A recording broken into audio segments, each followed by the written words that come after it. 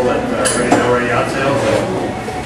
We try to have what we call Voters Forum every 2 months. We try to do it the third Saturday of every month. We change it this time so we can be at West Marine, and we try to have different subjects that we think are relative to boating. And I'd like to introduce those that are with me today. Jack Silver. Hey, Jack. We've got Tom Suchy. Tom Suchy is going to be one of our presenters. He's a long-term boater and also an attorney. Carly Saltzman. Carly brought our company into the 21st century and decreased our average age by about 15 years. It's such a thrill to have a bright, younger person in the office. And just seeing how she reacts with people today, we're just continually reminded about her value. Gary Larkins. Gary Larkins is a long-term customer of mine, bought a Newport 28 from me in 1976, and North Barrett here bought a Newport 27 in 1979. So it's fun to see these old faces.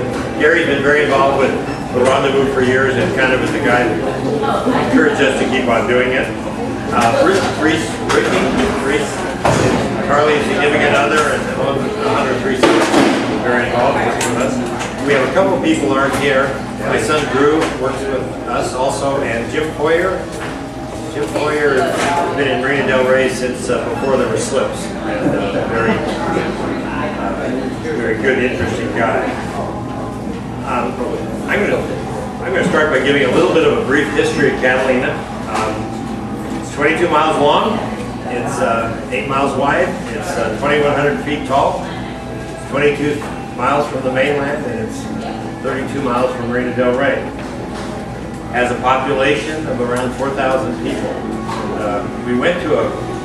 Some of us went to, the Kayak Club had a dinner this week about Catalina Island, and they brought up the fact that there were like 3,000 Chumash Indians on the island hundreds of years ago. And one thing that's very distinctive about the island is it's always been completely separated from the mainland. It's never been part of the mainland. So you have actually 60 unique species of animal life over there that we don't have on the mainland. The one that we hear about most is the island fox. And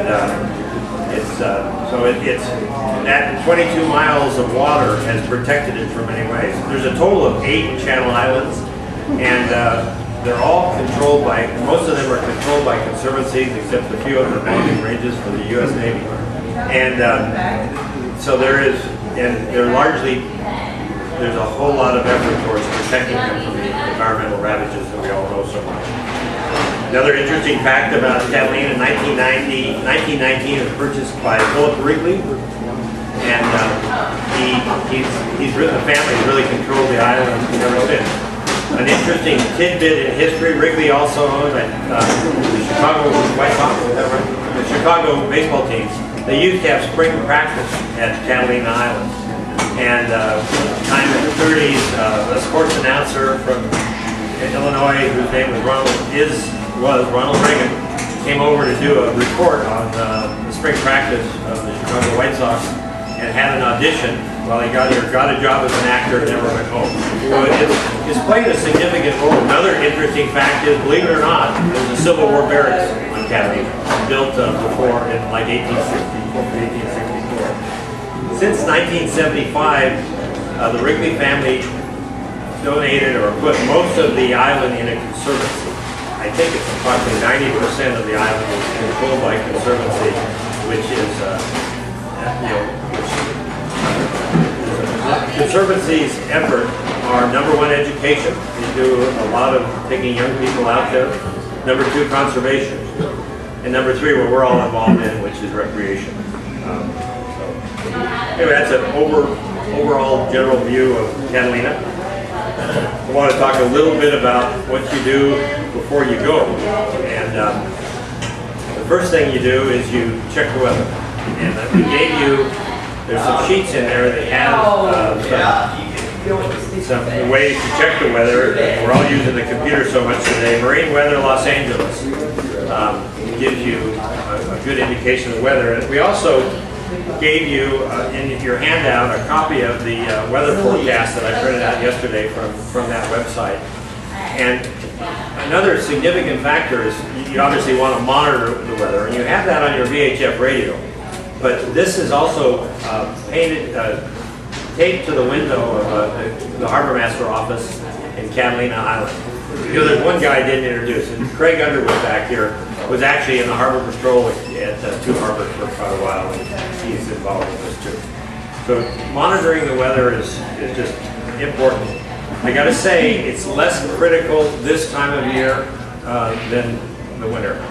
And I think that there's what I find fascinating. All of us remember the first time we went to Catalina, and how it's a very significant island to all of us. You know, my daughter was there when she was 30 days old, and her daughter, my granddaughter, was there when she was 30 days old. It's the way those of us involved in boating have raised our children going to Catalina. And but there's a timidity the first time you go, and I've seen people just so fearful of getting out there, which I find a little bit laughable. I mean, most of us drove down here in a 3,000-pound car going 6,000 miles an hour, and we're to go across Catalina in a 10,000 or heavier boat going 6 miles an hour. You look at the mechanics.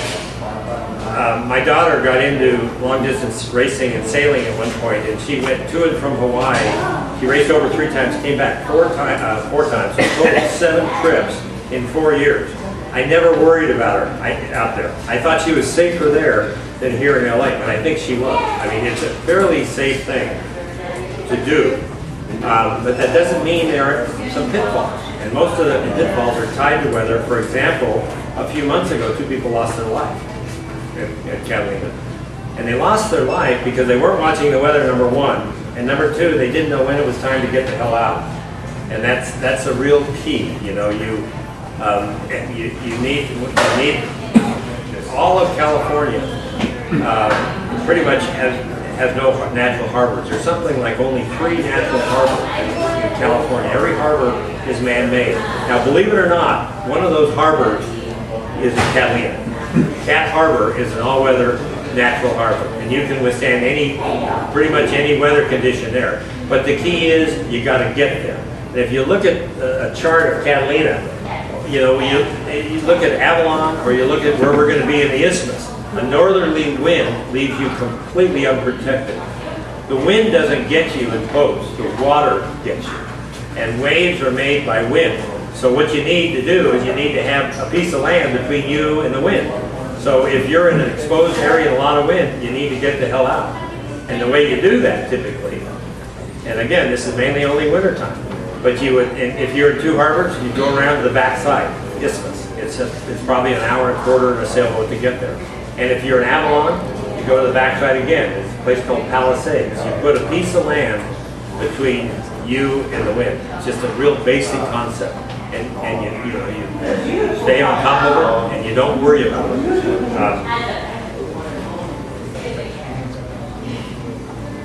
In terms of, you know, what I see this is for all of us, and has been, is just a way of growing and boating. And one of my favorite mottos is, and I mean, I grew up with boating, and I've been in the boat business forever. And I've seen a lot of new people get into boating.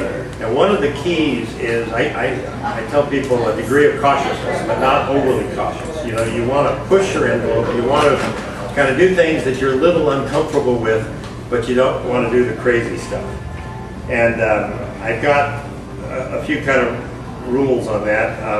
One is, it's pretty smart to go with a friend the first time. A friend that you get along with, and someone that knows something more than you. Catalina is such a perfect place to do this with. I have a son that works with me that grew up with boating and has a 100-ton Coast Guard license. Sometimes with new customers, he goes over to Catalina with them, and he takes them through the whole process, and he gets them on a mooring and shows them how to moor, maybe even shows them where to anchor if he needed to. And then he gets on the ferry boat and goes home and leaves the people there. And the people are there to be by themselves and to gain confidence and to come back on their own. So all of us grew up in boating and learned by sailing with other people. And it's like riding a bike. It's hard to learn to ride a bike from a book. You know, you got to do it. And so getting out there and doing it. Another really good rule of thumb, and boy, Craig will vouch to this, the harbor master is there to help you, and they're good people, and all of us are in the business because we love boating. I mean, none of us are getting rich off of the sport. So my wife used to take, we had a little 30-foot single diesel powerboat and called the Wanderer, and she used to wander around on it all the time, and she would go to Catalina by herself with a puppy dog. And when she was not confident in the beginning, she'd get on the radio when it's time to come in, and she's, tell them that she's coming in, and she'd end the conversation by saying, "I'm by myself, and I'm a little help. If there's anyone, if there's a harbor patrol boat that can kind of hang around while I'm going on the mooring, I'd sure appreciate it." They always do it. As long as you're nice, they're there to help, and don't be afraid to ask for help. The people they don't like are the people that come in that are cocky, to think they are God's gift to the water and cause all kinds of problems. But a little bit of modesty and asking for help is really great. Another thing that is really unique now and is that there's a reservation system. And in your forms, there's one that we printed out from online. But you can make a reservation. One reason why we're doing this is we're hosting a rendezvous the third weekend in July, and frankly, we haven't had a lot of problems with reservations on a normal weekend. And we're going to be in touch with the island. The reservation requires a 3-day minimum on that. If you have some questions about that, and you're going to the rendezvous, give us a call, and we're going to have a better knowledge of it. We don't anticipate problems with moorings there. They're very much into encouraging usage in Catalina and very much appreciate things like this in this rendezvous. The last thing, which is probably just the kind of attire, you're not going to the North Sea. I mean, you're going, let's like to Ojai or Santa Barbara or something, and it's very similar weather. Obviously, you want some waterproof clothing. You want to change your clothes. And another thing, just a real cardinal rule of safety on a boat is always wear shoes. You can really hurt yourself without shoes. I had, there's less help out there also. I have a couple more things to say. I'm going to turn it over to someone else. The next topic I'm talking about is getting there. And I just have a cardinal rule that I never go to a harbor I'm unfamiliar with at night the first time. I really wait until I feel comfortable. So a lot of times you plan your departure on when you want to arrive. And it's light till 7:30. I mean, I'd certainly plan to be there by 6. Also, we're going to Catalina to enjoy the island, so the sooner you get there, the better. So, I mean, you'd certainly want to leave to get there early. What we are going to do in our rendezvous is we're going to have a flotilla here, leave the south end of the breakwater at 9 o'clock if you want to go in a group. We'll be there to kind of, there's sometimes safety in number. Another thing about that I want to really mention, we do this to understand our equipment. And I've been doing this forever. I don't understand my equipment. My equipment's a lot smarter than me. But you learn by doing, and for sure put a waypoint in your GPS. Now, typically when you go to Cat Harbor, go to the Isthmus, you typically do a little bit of a dog leg around Palos Verdes. In fact, there's a turning buoy there that you may want to put in your GPS. You do that because there's some kelp around Palos Verdes, and a lot of times there's some mooring cans and there's some, fish nets and things like that. So, I mean, again, you're doing this to learn your equipment. You put a waypoint in off PV. You go to that waypoint until you're so close you can see it. Then you head to the Isthmus. The bearing is a little under 170. The west end of Catalina is 180. It's due south. So another thing that is very fun to be aware of. Catalina comes down 2 harbors. It's what they call an isthmus. It's a very low point. There's just about a mile, maybe less, between the 2 sides of the island at that point. And so on the skyline, you can see the V in the mountain. So you come down to the V, and you just be aware of it. You come down to the V.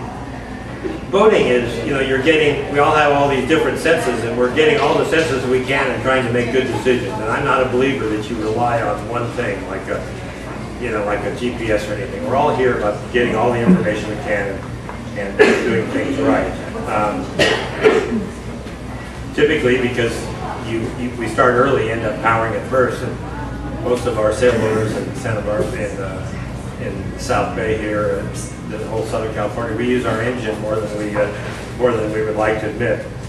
But we sail whenever we can, and whenever you power, if you're in a sailboat, you try to keep the sail up. You keep the sail up for a couple reasons. Number one, it gives you stability, and the more stable the boat is, the more comfortable people are, the more efficient it is. Also, it creates power. You know, you get a certain amount of power, and we're all into fuel conservation. I think we're living in a time where we're trying to conserve fuel. So sails are going to give you more power, and also redundancy. If anything happens to your engine, you've got the sails there to do that. And so I really recommend that I've never seen a really experienced person do a lot of powering without keep putting the sail up first. Go sailing as soon as you can. Another rule of thumb that I have: don't be afraid to shorten the sail. One of my mottos is, I don't beat my wife and I don't beat my boat. You know, if you're overpowering your boat and sailing on its ear, you're beating your wife and you're beating your boat. You know, a boat. if you were diving under your boat and you were looking straight up in the harbor, you'd see a perfectly symmetrical boat and it would look beautiful. What happens is you heel over. You have a completely unsymmetrical boat. You got a big fat side on one side, very little, and you have the rudder, which works by resistance. It creates resistance, keeping the boat going straight. So keeping a boat semi on its line, you know, putting a boat way over on its ear is the other thing you're doing is you're pulling your keel out of the water. Well, the keel is the wing of an airplane, so it keeps you from going sideways. So a boat is meant to be sailed reasonably on its line, maybe 20 degrees or so, not less. So don't be afraid to shorten the sail. Freighters. I've seen so many people get scared to death of freighters with no rational reason. You know, how do you avoid a freighter? It's the simplest thing in the world. You take a bearing to that boat. You know, you look on your compass and you see where the bow of that boat is. Let's say it's 190 degrees. Then you put it out of your mind for 5 minutes, and then you take another bearing. And if the bearing is the same, you're going to hit it. I mean, it's not rocket science, okay? If it's going towards the bow, it's going towards the front, it's going to go in front. It's going to go in the back. So now there's all kinds of new equipment out, none of which I know how to use. You know, the radars tell you, and they have VHFs that will tell you how far the boats are, where you're going to pass, and all that. And another thing, you know, another easy thing to do, you don't, Gary Larkin pointed this out to me, you don't have to take a wide change to miss the boat. You just have to slow down or speed up, you know, and, you know, you don't have to just, and above all else, don't be fearful of it. They're entitled to be out there. There's a cardinal rule of boating, it's called tonnage. They do have tonnage on there. So if you're getting into a fight, you don't get in a fight with a freighter. You know, I've seen people in rowboats. Our Cal Yacht Club used to host a rowing event where we would row back from Catalina. But I've seen rowboats, little skulls go in front of these boats, but they were trying to win a race. Maybe that's a little different.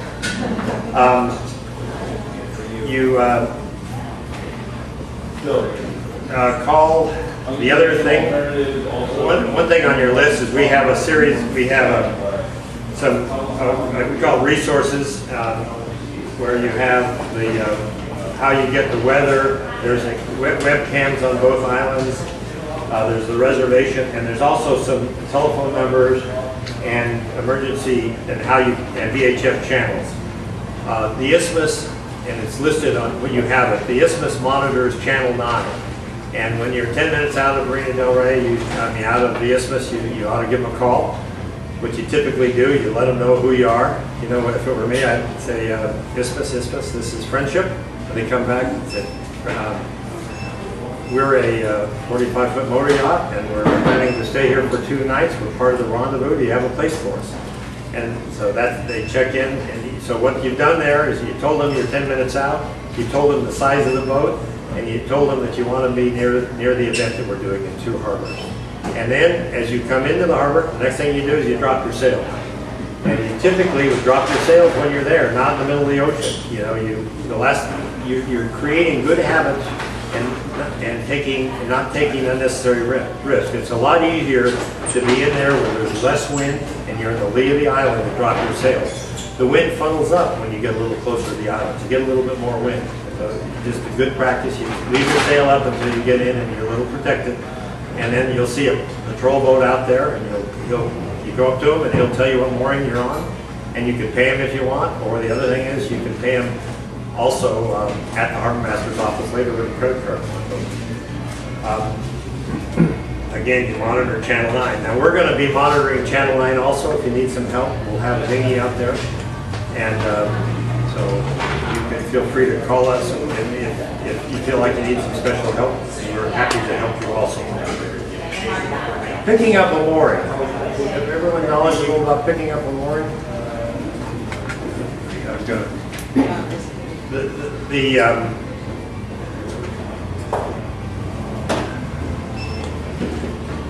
I'm a bad artist.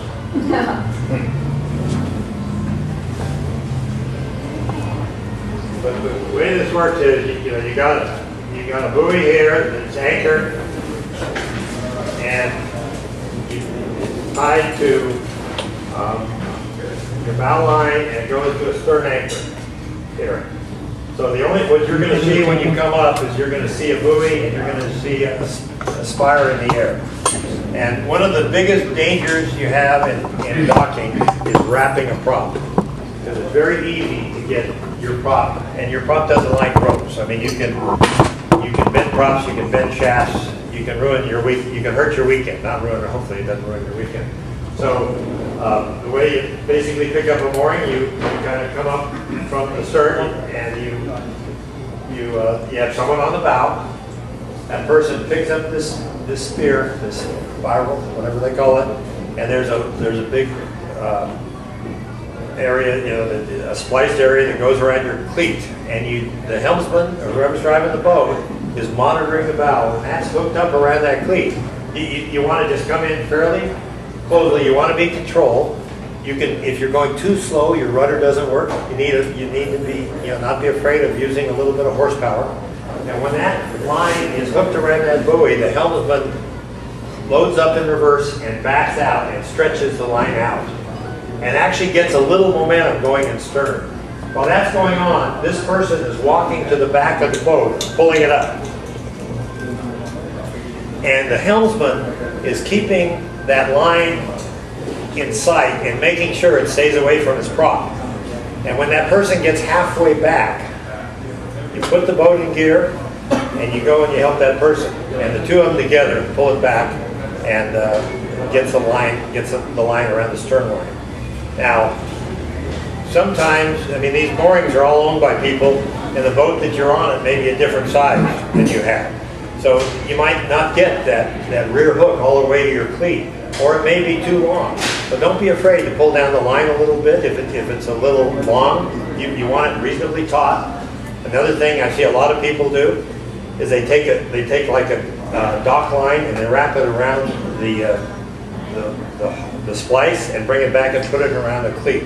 There's another advantage to doing that, and that is, as I said, in case you have to get out in a hurry, it's easier to let it go rather than pull this great big thing up and get it off. So that's the basics of mooring. And again, there are people to help you. Are there videos that you can actually watch somebody do that? Are there? The website has. I have a diagram, but I don't know any videos. One of the things we're going to do, our purpose is to give it to what people want, but what we typically do in the afternoon is we have different events. And one of the things that people want is we can practice going on and off moorings. And in the past, we've done that. We've also done man overboard. What you do if the boat goes overboard. We'll have a boat over there with a spinnaker if someone wants to fly a spinnaker. What we're going to do earlier in the weekend is people that have a special interest in one of these areas, we're going to sign up for that, and then we will adjust our schedule based on that. If someone wants more in depth on picking up a mooring, I can explain that. Yeah, at the end of this meeting, we're going to have there'll be some people in different groups. So yeah, Gary will help you, and Gary's much more of an engineer than me. He'll be better at explaining. And that's all I have. So I'm going to turn it over to Tom.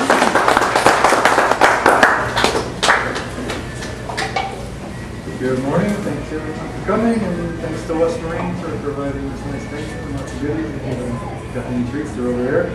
A couple topics I wanted to talk about. I know Steve was talking primarily about moorings, and that's, I think when most people go to Catalina, that's what they do, is they pick up a mooring and they stay that way safely. Anchoring is also a possibility. I would say most of the time when I've gone to the island, I've always anchored, especially in the summertime. Wintertime, I'm a little more leery. I like to get a mooring because I can drop it quicker and get out if the weather turns. But anchoring is certainly something you can do. A lot of good places along inside of Long Point, White's Landing. That's getting nearer towards the Avalon side. There's also a lot of good places around Two Harbors, Geiger Cove. I know I anchored in there. One of the things you have to be aware of when you anchor around Catalina is you're typically anchoring in very deep water. If you're in 50 foot, that to me is a pretty shallow anchorage, because the moorings seem to be in the shallower water. You can anchor always outside of those. I've anchored in 50, 60, as much as 75 foot of water. So you got to have a lot of good tackle to do that. You got to have some chain, you got to have adequate road, and you got to have good anchor. I don't want to get into a lot of time about how to anchor. I would suggest before you go out to Catalina and decide to anchor for a night or a weekend, you should be proficient in anchoring. You can go out and anchor off the south jetty at Marina del Rey and get yourself proficient with raising it lower and making sure it's secure. But there are a lot of good places around Catalina, and it's a lot cheaper to drop an anchor.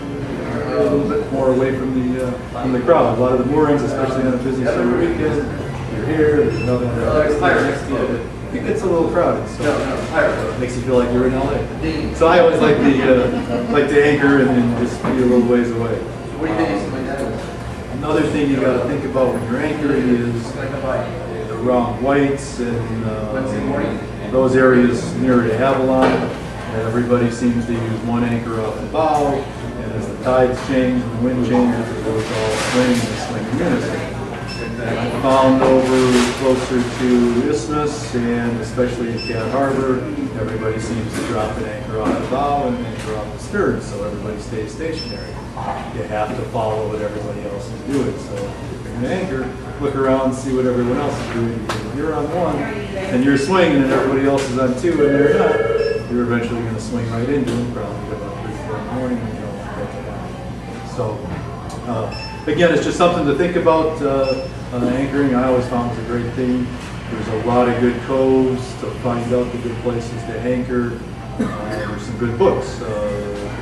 Fagan wrote a book about cruising the Channel Islands, and he has great pictures and descriptions of different coves. And over in the library section here, they've got a lot of cruising books for the Catalina. They talk about the different coves and where it's good to anchor.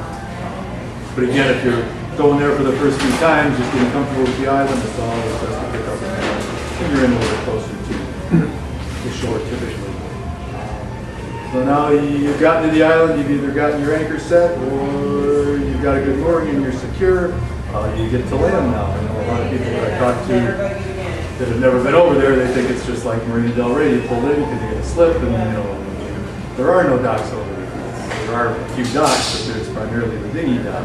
You can't bring your sailboat or motorboat into shore and then tie up to a dock. It's just not feasible. There's too much surge, too much swell, and it's not as a protected harbor as Marina del Rey or any other harbors along the West Coast. So you got to have some means of getting into shore.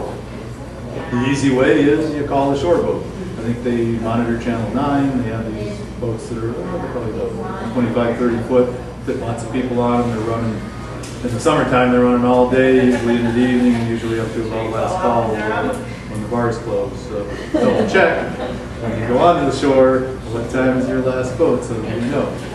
It's winter time, definitely they run a lot less, but they're still running. And you have to call in on your radio, you give them your mooring number, so they know where the moorings are, they tell you they'll be there in 5 minutes, 10 minutes. There's a fee to do that. I don't know if it's $250 or $350, I can't remember, it's been a while since I've used it before.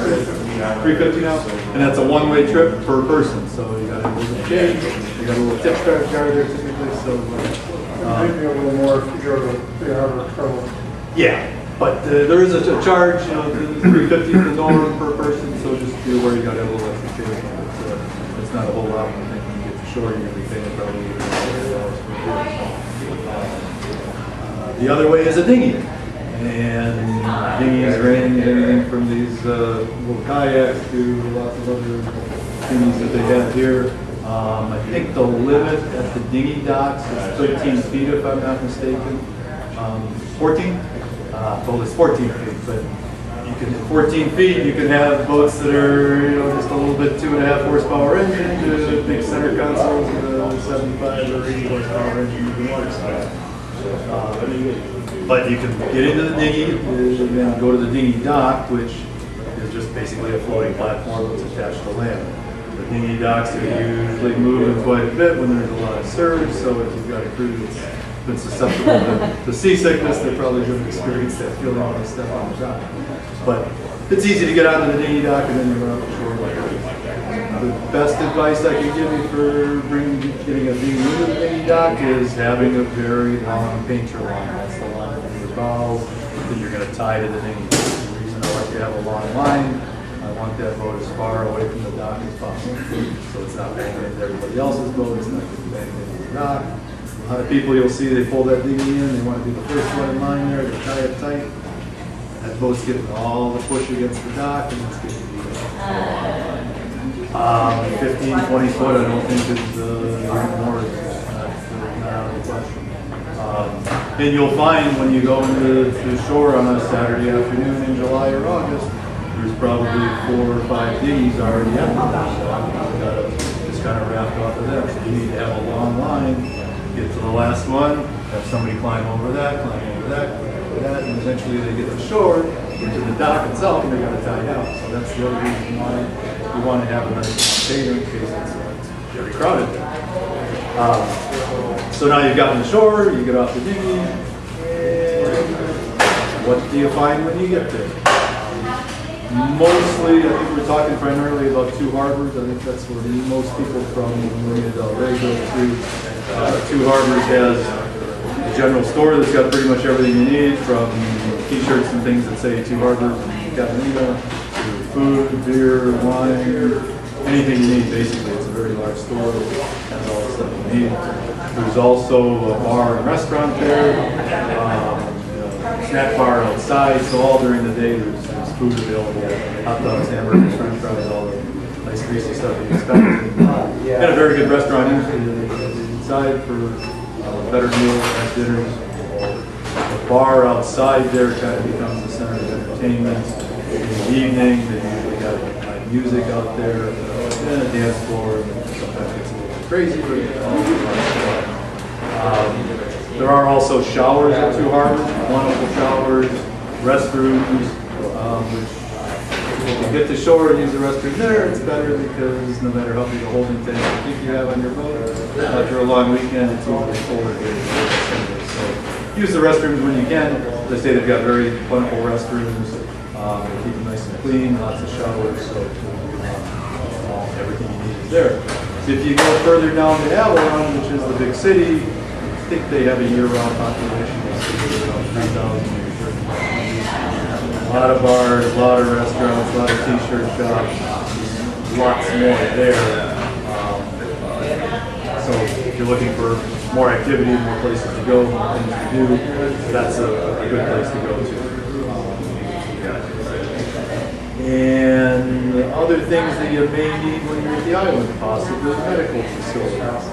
There's not a whole lot on the island itself. I think Avalon has a small hospital, but if you're in the 2 harbors area, it's a long way to get to Avalon because the roads are very windy, they're all mountainous, so it's a a good hour plus trip just to go those 8, 10, 12 miles to get there. So difficult to get to that hospital. Two harbors, I think in the isthmus there has a hyperbaric chamber. If you're a scuba diver, it's good to know about. I think it gets a fair amount of use in the summertime for people that have the bends. So that's good to know about as well. Baywatch is also a great resource if you have some medical assistance.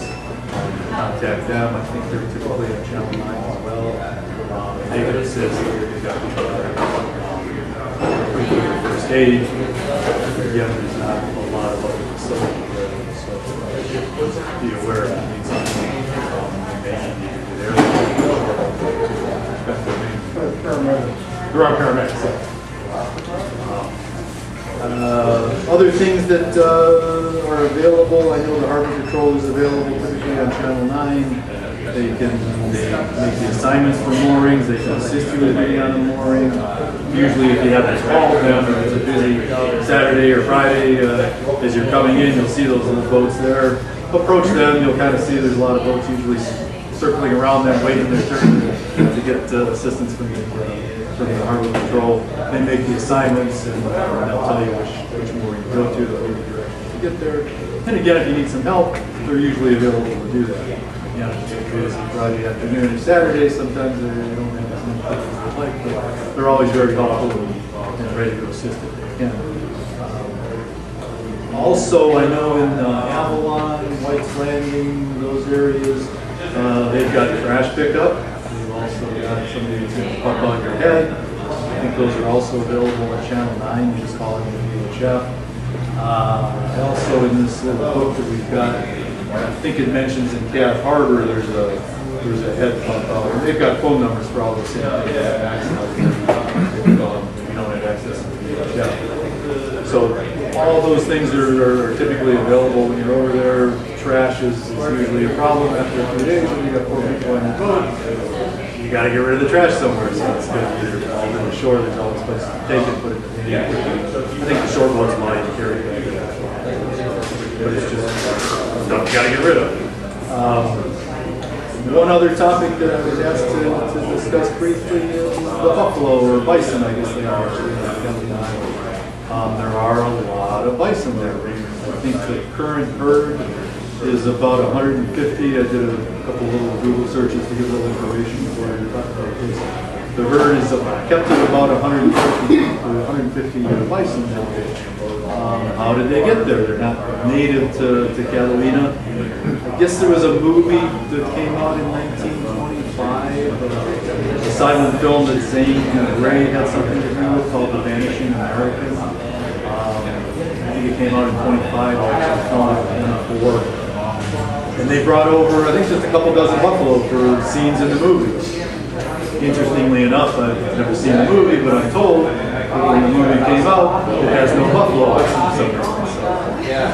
But the buffalo remained. They decided not to take them back. The herd grew. I think I've heard numbers of a maximum of 500. I've heard as many as 900 at one time. And they've controlled it various ways. I think some of it may not have been satisfactory to PETA in the past. Now, from what I understand, they use some type of birth control. They shoot darts into the females. So I guess the problem with that eventually is we're going to have an aging buffalo population, but don't worry about that down the road.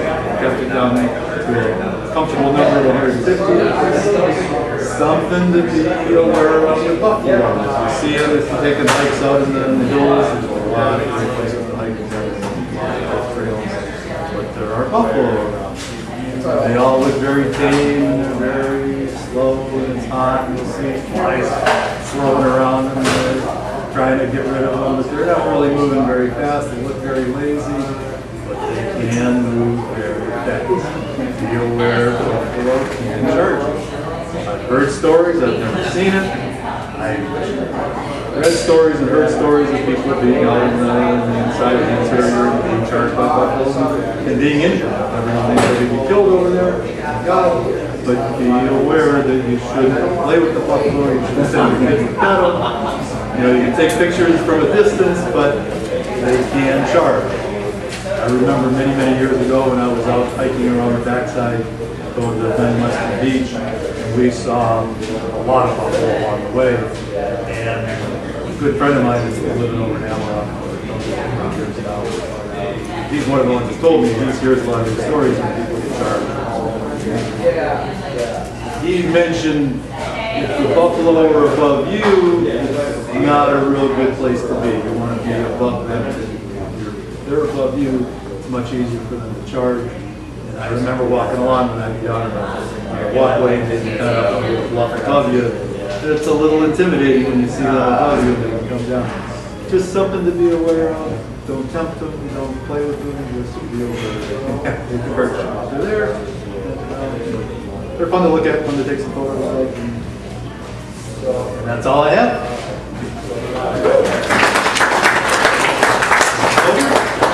I'm Jack Silver, and you know, it occurred to me while we're doing this, how many people, raise their hands, have already been to Catalina at least once? So, and how many people have never been to Catalina?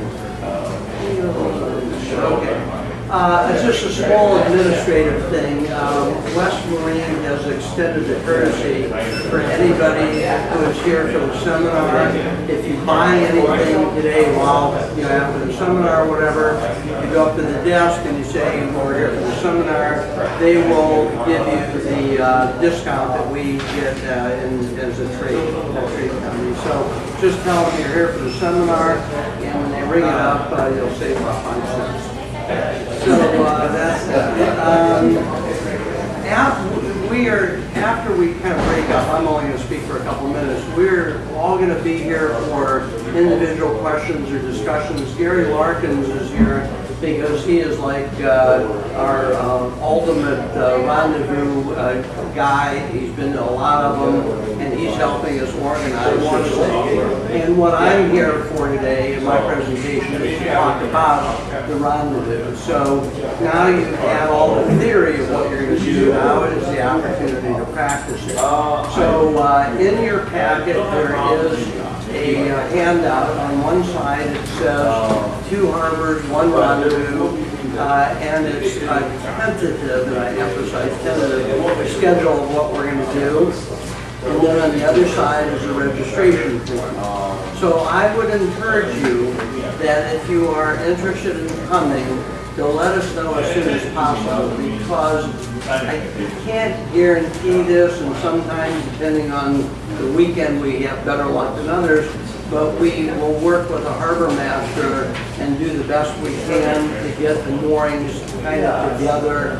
And sometimes they kind of, with a wink and a nod, if they're not overbooked, they will actually kind of block off. If I tell them I need 10 moorings, and I will send them your name, the name of the boat, and the length, and so forth. So it's not guaranteed.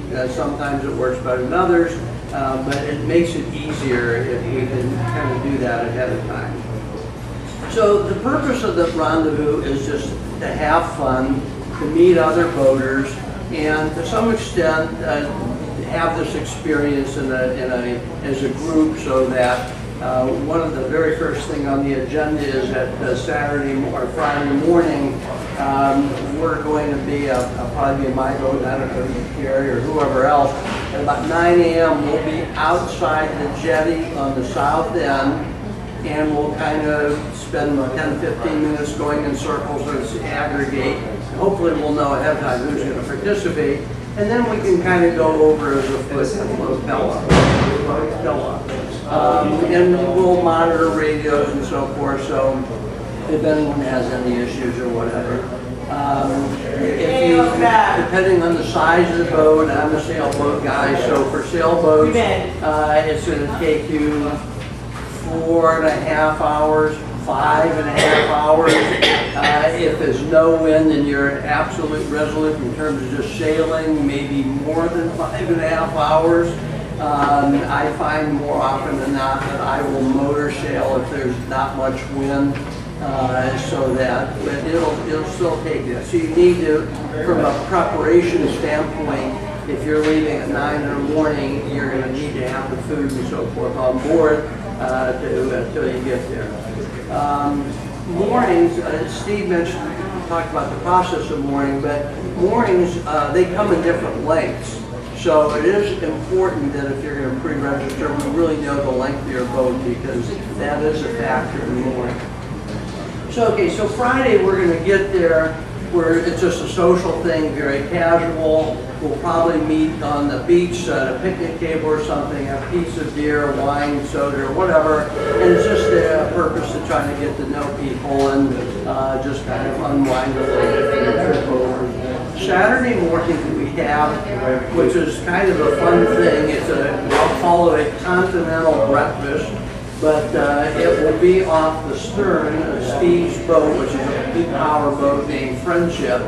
And everybody kind of dinghies over, and you have all these dinghies clustered around this thing. And it's as much fun as it is for the food because we'll be handing out coffee and Danish. And if his wife can be talked into it, she makes a wonderful cinnamon roll. So it's just kind of a fun thing to do in terms of getting the day started. What we're tentatively thinking right now for the morning, USC has a very interesting lab, what do you call it, a research center, marine research center, just off of two harbors, and from 10 to 12 they will do tours. So we're thinking that we can take the shuttle bus over, the shuttle boat over, or I think it'd be kind of fun if we go over in dinghies as a group, and I think that's something that most people don't do and see, so that's kind of what we're thinking in the morning. Come back, have a lunch in the bandstand. The bandstand is like a little structure there on the beach that will become the focal point of our little rendezvous. Then in the afternoon, we usually will do 1 or 2 or 3, and I say usually in 1 or 2 or 3 because we will end up having you like a sign-up sheet saying, gee, what would people like to do? So it comes a little bit of a jockeying, trying to get enough people here and there and so forth. So we'll typically do an anchoring drill or flying a spinnaker, a man overboard, which one of you will have to volunteer to fall off the boat for. Not really, but so we will, we got a volunteer already. Oh yeah, one of the things they've done in the past is having a ladies' sail where, I know this never happens on my boat, I never yell at my wife or anything in terms of trim, but it's an opportunity for the women to get out there and practice maneuvering and doing whatever without their husbands yelling at them. If you've ever raced with your husband and he's the captain, I'm sure you know what I'm talking about. Right. And then in the evening, now one of the other things, and I don't know if we'll be able to do this or not, but a couple of years ago, we reserved one of their eco tour buses, and it's an extra cost. I don't know what it is anymore, but I think it was about $30 or $25 a person. But it's like a couple-hour eco tour. They go up into the island and they see all different kinds of stuff you'll never see otherwise.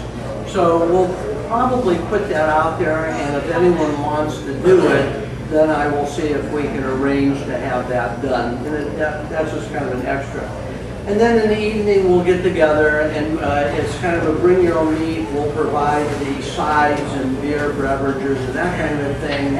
And then afterwards, we have down here games and campfire to follow. What this means is that, again, it depends on the numbers. If we get a large number, then it gets to be a little more logistically challenging. But we thought we've done boat bingo, and we'll do raffles and stuff like that. And it's just kind of a fun social thing. And the more you drink, the more fun it becomes on time. So, that'll be the evening. The campfire, what we're talking about there, and again, all of this is subject to what you guys want to do.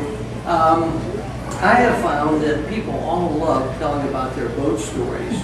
I mean, everyone wants, oh my God, you wouldn't, it's like half the fun of racing is not racing, it's coming back to the club afterwards and hearing all the people lie about why they didn't do well. So, this is one of these things we thought, you know, I would like, can we pop this? So we thought we'd do something like that. And then Sunday morning, you're basically on your own. If you do the reservation online, they require a 3-day reservation. So one advantage, if you have the time to do it, if you come in Thursday, then you're pretty much guaranteed. Thursday, you're not going to have trouble getting moorings or whatever. Or you stay over Sunday evening, but they do require, I think that's still Rule 3. So otherwise, you're going to have to get up at 12:01 Friday morning and put your reservation in. But we want to keep. Oh, is it 10 p.m.? Oh, okay, so that's the improvement. You can do it at 10 p.m. Thursday for your 3 days. So basically, that's it. Any questions or anything about anything? That's all we have, and we'll be around if anyone has any questions. Thank you all for coming.